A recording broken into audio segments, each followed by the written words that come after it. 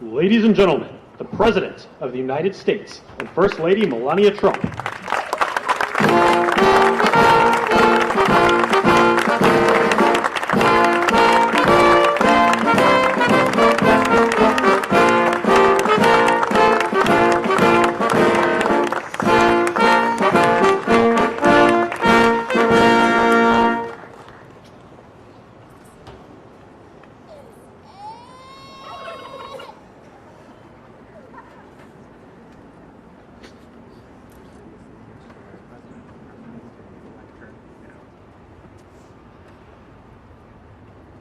Thank you very much, and I hope you like our new beautiful patio with matching stone to the White House. If this were grass today, you'd be sinking into the mud like they've done for many years, and you would be very unhappy. Please, thank you very much. This was a big day. It's a pardon day for a very important beast.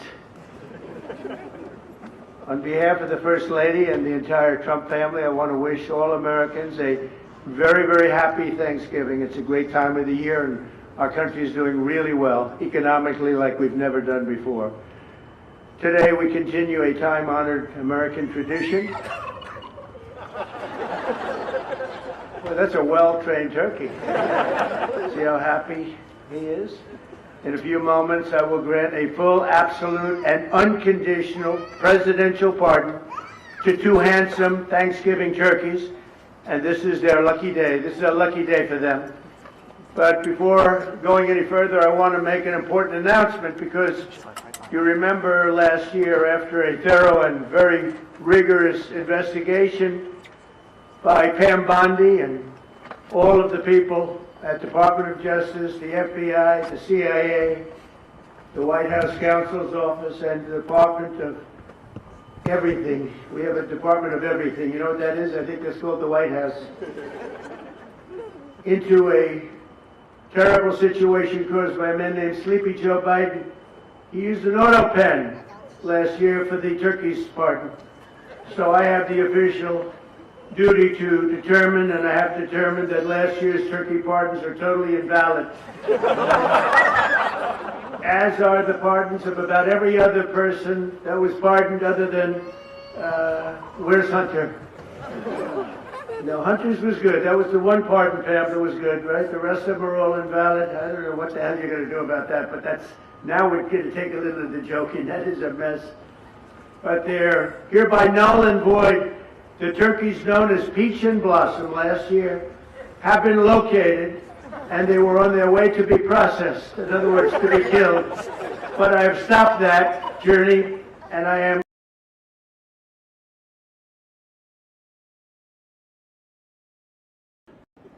we saved them in the nick of time. This one has plenty of time, but they were saved in the nick of time.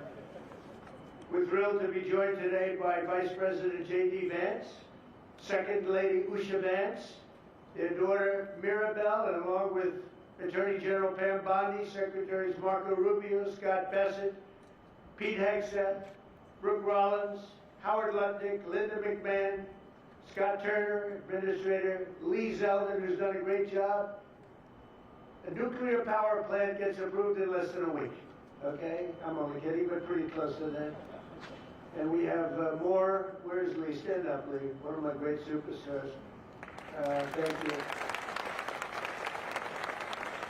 It used to take 20 years before you got rejected when you put in an application. Now we're doing them in a matter of weeks, right? And that's why we have the biggest plants anywhere in the world. We're leading in AI. We're leading in everything. Our auto plants are pouring back into our country. Where do you see the jobs coming with them? But many of them are under construction, but Lee's done a great job of getting those approvals. I appreciate it very much. FBI Director Kash Patel has been very busy doing a great job. Also, thank you, Kash.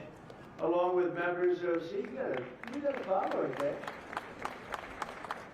Along with members of Congress, and in particular, I want to mention Jason Smith and David Rozier. Where are those two guys? Come on, stand up, fellas. What good people. Jason knows more about the tax code than any living human being. He knows so much, we don't even want to hear about it, right? Too complicated. We're going to make it a SIPRA code. But we did in the great big beautiful bill, which just passed, your imprints all over that, and it's amazing. The biggest tax cuts in the history of our country for middle-income people. The biggest tax cuts in the history of our country for middle-income people, and the biggest jobs bill ever passed. And nobody thought we could get that one done. I'm glad. And we actually put 4 years, actually probably 8 or 10 years, but we put 4 years worth of material into one great, big, beautiful bill. So that worked out very well, and I want to thank everybody for working on it. JD, that was a great, we were going to do it in small bills. We're going to have 18 bills and do it along the process. I'm glad, Scott, that we got it done, because dealing with these Democrats, I think that was all one shot. But we have it all in one great, big, beautiful bill. Thanks as well to the chairman of the National Turkey Federation and the CEO of Butterball. That's a big deal. Jay Jandren. Where's Jay? Thank you. Stand up, Jay. Thank you very much. Along with his wife Leslie and their 3 children, as well as the farmer who raised these 2 magnificent birds, Travis Pittman and Wayne County, North Carolina. I won Wayne County by a lot. That means you had to vote for Trump, I think. I won by 92%. I like Wayne County. They're doing all right, right? And this is like a record-setting turkey that's going to be saved. The turkeys being pardoned today go by the names of Gobble and Waddle. When I first saw their pictures, I thought we should send them, I shouldn't say this. I was going to call them Chuck and Nancy. But then I realized I wouldn't be pardoning them. I would never pardon those 2 people. I wouldn't pardon them. I wouldn't care what Melania told me. Darling, I think it would be a nice thing to do. I won't do it, darling. These are 2 of the largest turkeys ever presented to an American president, over 50 pounds each. It's the largest we've ever had. And those are big turkeys. Are they as good as the normal-sized turkey? Better or as good? Do they tend to be a little fatty, maybe? No, he said no. He knows the turkey business. Anyway, despite their size, Secretary Kennedy has formally certified that these are the first ever Maha turkeys. I don't know if I agree with that. These are Maha. In other words, they could be fat, but they're still Maha. They've been fattened on a steady diet of grass, beef, to allow the smoothies and all of the other things that they've been eating for this occasion. This was a really big occasion. But they've eaten every fattening food that you can eat. We wanted to really make them special, and they really are. They're like record-setting I've never seen a turkey that big before. Are they violent at all? Will they attack as I walk over? Because if they were, I'll stay right up here. But as you know, we're a tough on crime administration. We are tough on crime. You know, our border had 0 people coming in for the last 7 months, right? 0. I mean, even I find that hard to believe to me. They had millions and millions of people pour into our border from prisons, from mental institutions, gang members, drug dealers. They poured in to our country like we were stupid people. We're not stupid people anymore. But nobody's ever seen anything. The job that they've done on the Tom Holman, Christy Noem, the whole group, the job they've done on the border is almost like a miracle. We have, and the people that make these statistics have said 0. They've said 0 for the last 7 months. I can't, it has to be like a few people got in, but they say 0. And they're radical left Democrats to do the scoring. So I can't imagine they did that for us. The truth is, we have no people coming into our country illegally. It's an amazing statistic, and I'm very proud of it. And we have the most people working in the United States today, by far, than we ever had in the history of our country. So those are all good numbers. But instead of pardon, some of my more enthusiastic staffers were already drafting the paperwork to ship Gobble and Waddle straight to the terrorist confinement center in El Salvador. And even those birds don't want to be there. You know what I mean? It was a tough. I'd like to thank the president of that country. They do a rather efficient job. It's going to be the largest prison in history. I've never seen anything like it. And a lot of people are behaving on our streets now. You know, Washington, D.C. is considered a safe zone. This was one of our most unsafe places anywhere in the United States. It is now considered a totally safe city. I won't tell you about murders. We're having murders, like a lot of murders, on a weekly basis. We haven't had a murder in 6 months. And it doesn't sound good even to say that. We haven't had a murder in 6 months. But when you are averaging 1 and even sometimes 2 a week, and you haven't had 1 in 6 months, you can walk with your family down the middle of any street, go to a restaurant, you won't get in. They're opening new restaurants all over, and it's really been a beautiful thing to see. So Washington, D.C. is now a totally safe city, and a year ago it was a criminal mess. We removed, Pam, 1,700 people, career criminals, and people that came to this city from Venezuela and many other places. They were let out of prisons and they came here. There were Tren de Aragua, a lot of Tren de Aragua, that's from Venezuela. And we got them all the hell out of our country, or they're in prisons now. And you can walk down any street in Washington and you're going to be just fine. And I want to thank the National Guard. I want to thank Pete Hegseth. The job you've done here is incredible. And I hear you having the same kind of success in Memphis, Tennessee. We had an even worse situation. And Memphis crime is down 64% in 3 weeks. And by the time you have 4 or 5 weeks, you're going to have it down almost where there won't be crime. And we could do that in Chicago, by the way, if they would let us.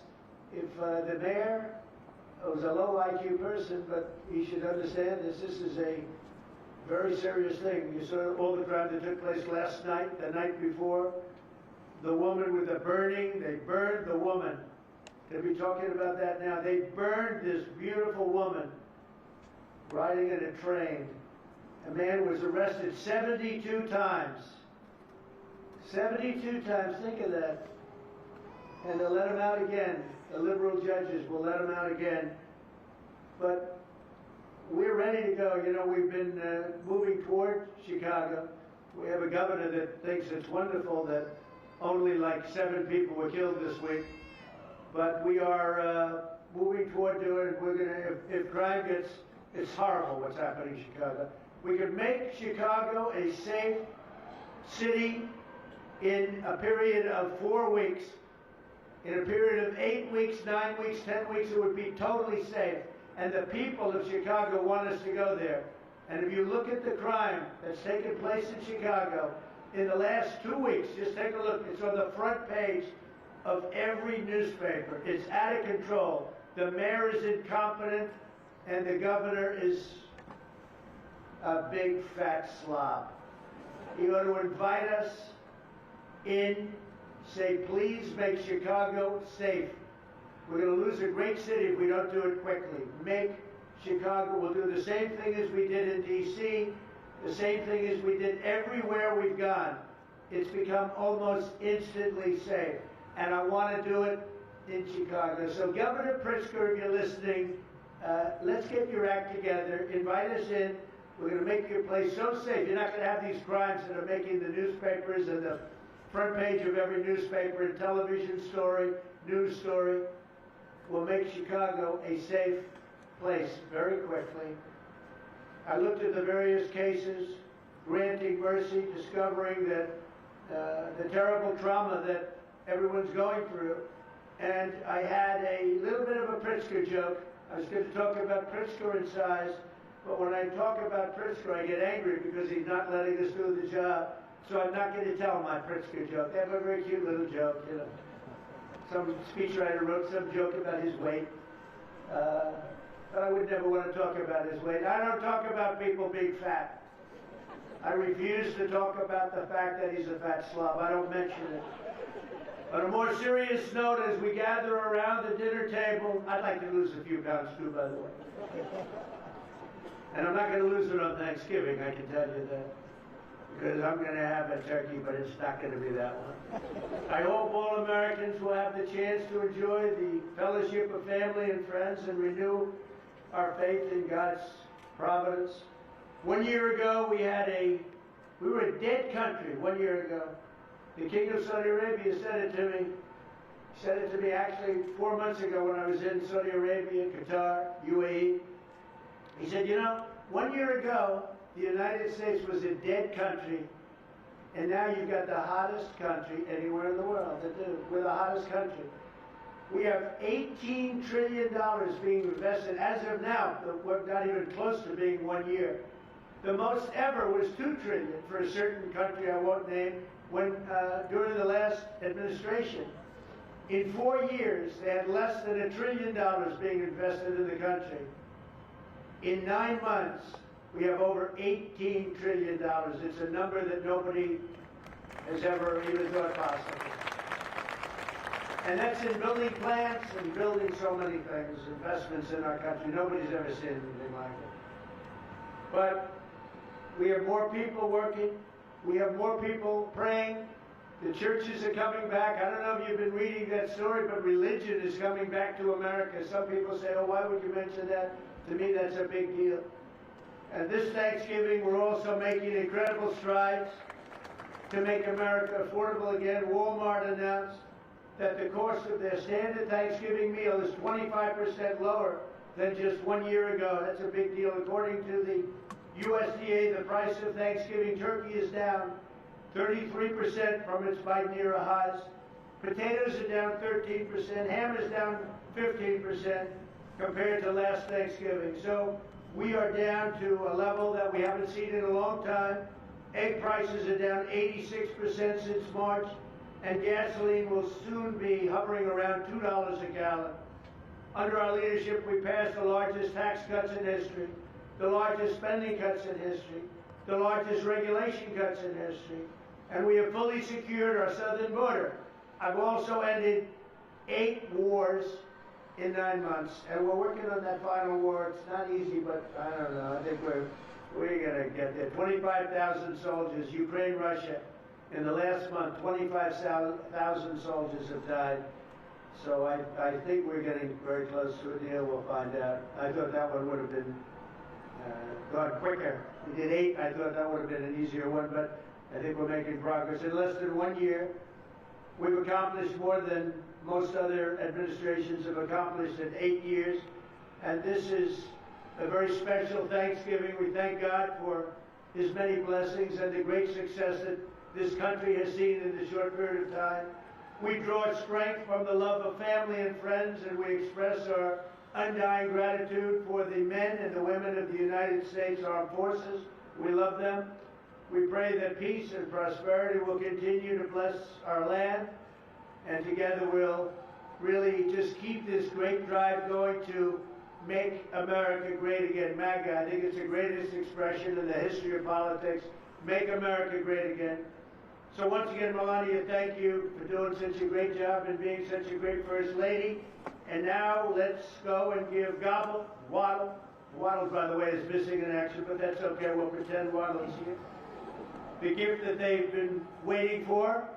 And I'll move over and I will just say very nicely, Gobble, your pardon. Come on, let's say it in front of Gobble. Thank you very much, everybody.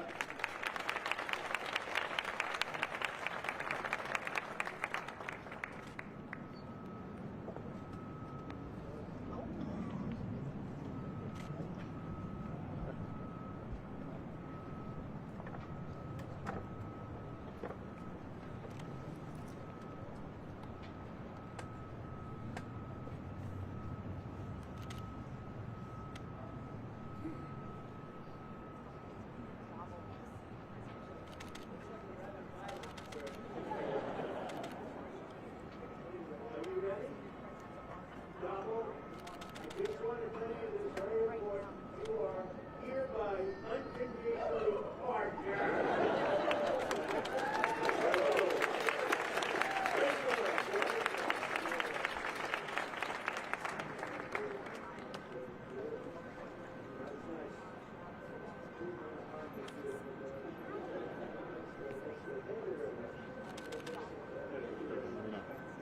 Thank you very much, everybody.